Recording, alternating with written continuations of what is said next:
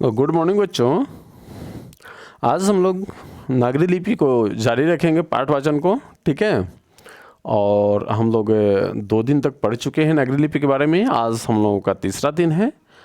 आज प्रयास करेंगे जहाँ तक हो सके आगे बढ़ने का। देश भर से नागरी लिपि के बहुत सारे लेख मिले हैं। इस नागरी लिपि के उदय के साथ ये हम लोग पढ़ चुके थे पिछले बार, ठीक है। हम लोग यहाँ से पढ़ना प्रारंभ करेंगे। नागरी लिपि के साथ साथ अनेक प्रादेशिक भाषाएं भी जन्म लेती हैं। 8वीं-9वीं सदी से आरंभिक हिंदी का साहित्य मिलने लग जाता है। हिंदी के आदि कवि सरहपाद, चलिए हिंदी के आदि कवि कौन थे? सरहपाद जो शायद प्रथम कवि इनको कहा जाता है, ठीक है। दोहा कोश की तिब्बत से जो हस्तलिपि मिली है, हस्तलिपि क्या है? हाथ की लिखी हुई लिपि, ठीक है। वह 10वीं-11वीं सदी की लिपि में लिखी गई है।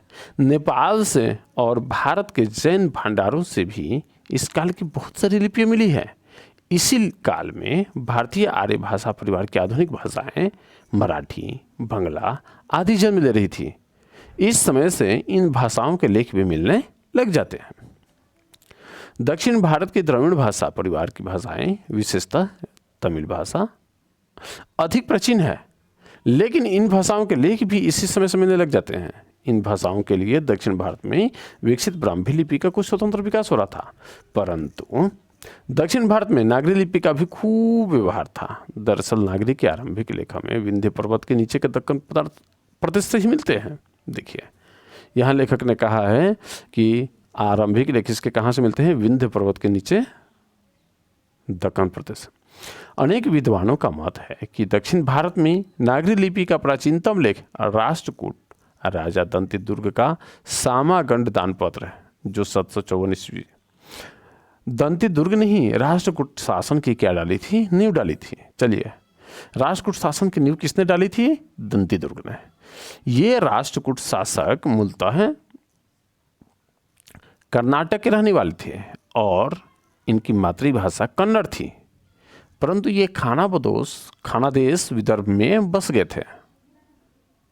दंतेदुर्ग के बाद उसका चाचा कृष्ण प्रथम राष्ट्रकूटों की गद्दी पर बैठा। इसी कृष्ण के शासनकाल में एलोरा का नाम सुनो तुम लोग? एलोरा की गुफा प्राचीन एलापुर विरुद्ध में अनुपम कैलाश मंदिर पहाड़ को काटकर बनाया गया था। कौन सा मंदिर? कैलाश मंदिर। कृष्ण के कुछ लेख भी मिले हैं। 9वीं सदी में अमोघ वर्ष एक प्रख्यात राष्ट्रकूट राजा हुआ। इसी अमोघ वर्ष ने राष्ट्रकूट की नई राजधानी मान्यखेट की नींव डाली थी।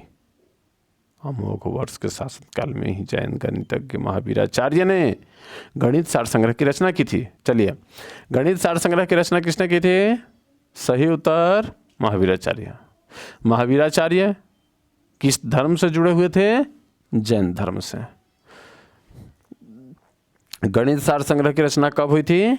850 ईस्वी में। महावीराचार्य किस राजा के शासनकाल में थे, अर्थात किसके समकालीन थे?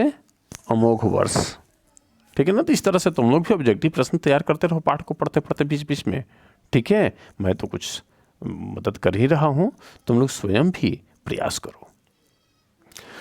ईसा की 8वीं सदी में पश्चिम महाराष्ट्र के कोंकण प्रदेश में शिलाहारों का राज्य स्थापित हो गया था।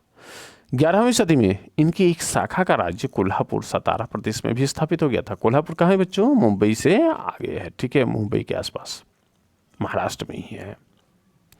इन शिलाहारों के अनेक नागरी लेख मिले हैं। कोल्हापुर समुद्र के लगभग किनारे है, वहाँ मछली बहुत मिलती है और वहाँ मछली महंगी भी है, ठीक है। ऐसे ऐसी मछलियाँ वहाँ मिलती है जिसमें कांटा भी नहीं रहता है, बिना कांटे की मछलियाँ, और 3-3 हज़ार 4-4 हज़ार रुपये किलो की हिसाब से भी मछलियाँ मिलती हैं। खैर, हम लोग को अभी मछली नहीं खरीदना है, अभी लॉकडाउन है, अभी तो वैसे ही पठन पर ज़्यादा ध्यान देना है, ठीक है।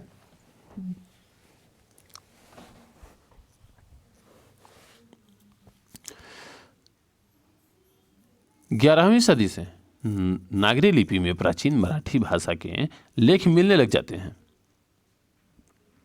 अक्षी अर्थात कुलाबा जिला से शिलाहार शासक केसीदेव प्रथम का एक शिलालेख भी मिला है, जो संस्कृत मराठी भाषाओं में है, और इसकी लिपि नागरी है, परंतु देव आगर रत्नागिरी जिला ताम्रपट पूर्णतः मराठी में है। इसे मराठी का आद्य लेख माना जाता है। आद्य का मतलब हुआ प्रारंभिक लेख, ठीक है।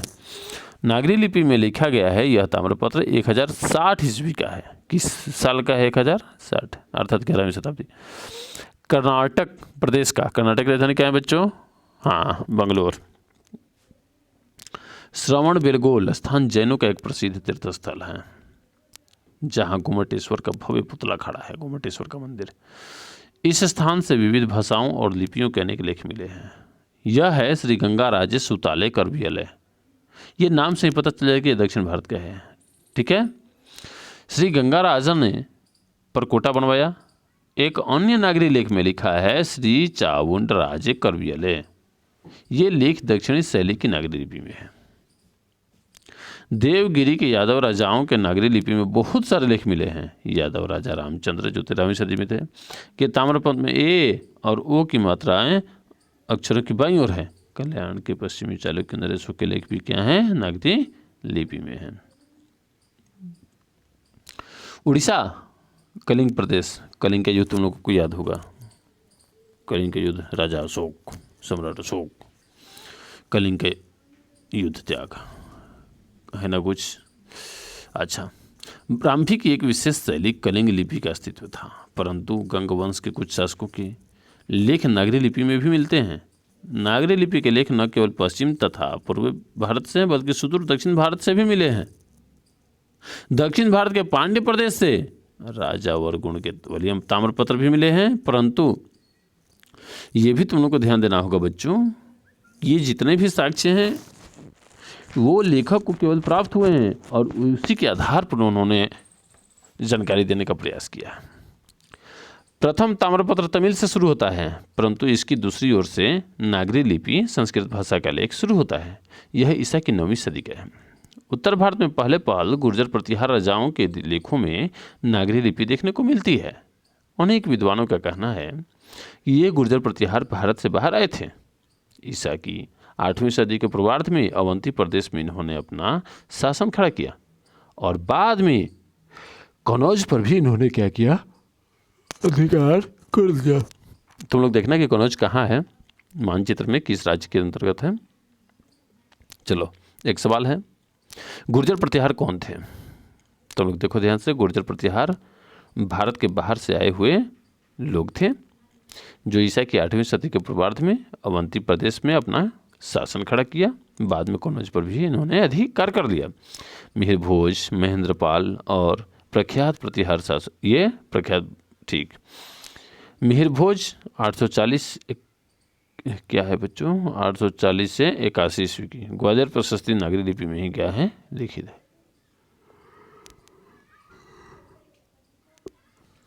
धारा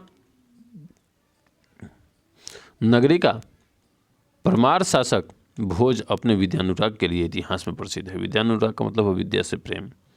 परंतु इस शासक के बहुत कम अभिलेख मिले हैं। इस राजा के वंशवाड़ा और बेतम दानपत्र क्रमशः कोंकण विजय तथा कोंकणी विजय पर्व के अवसरों पर दिए गए थे। बेतमा इंदौर के समीप है, लगभग 1020 ईस्वी का है। हमने उन्हीं आरंभिक नागरी लेखों की संक्षिप्त चर्चा की है जो देश के विभिन्न भागों से मिले हैं। 12वीं सदी के बाद हम उत्तर भारत के दक्षिणी बिंदु